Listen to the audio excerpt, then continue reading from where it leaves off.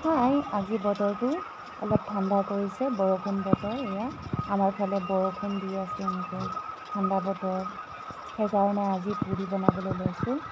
গৰম গৰম পুৰি বনাম। বতৰটো যিহেতু ঠাণ্ডা, এয়া গৰম গৰম পুৰি বনাই আছোঁ। গৰম গৰম পুৰি আপোনালোকৰ খাবলৈ মন নে? চাওক, ঠাণ্ডা বতৰত পুৰি খাব লাগে। আলু চপ আৰু পকৰি এইবোৰ খাবলৈ বৰ সোৱাদ। এয়া বনাই আছে, বেলি আছে। এইফালে চানা দাইল বইল হৈ আছে, চব্জি হ'বলৈ হ'লহি।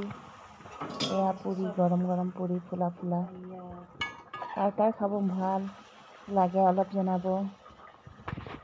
আপোনালোকে এনেকৈ বনাই খাই আছে চাগে। ফুলা ফুলা পুৰি বনাইছোঁ দেই গাইছ, খাবলৈ দিয়া আহক। আমাৰ পুৰি হ'বলৈ হ'লহি। এয়া ইমানখিনি বনাই হ'ল, বেছি নবনাওঁ, অকণমানহে বনাইছোঁ। অলপ পাছত খামেই আৰু। ঠাণ্ডাত পুৰি, আলু চপ, পকৰি খোৱাৰ মজাই বেলেগ। সকলোৱে আজি ঠাণ্ডাৰ উপভোগ লৈ আছে চাগে।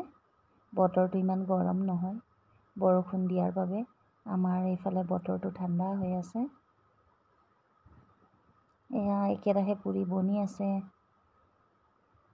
হৈ গ'ল বনোৱা। এতিয়া বাঢ়িম। এয়া বাঢ়ি লৈছোঁ, কলপাতত বাঢ়ি খাম। কলপাত কাটি লৈ আনি লৈছোঁ বাৰীৰ পৰা। কলপাতত বাঢ়িম এতিয়া পুৰিখিনি। এয়া চব্জিখিনি বাঢ়া হৈ গ'ল।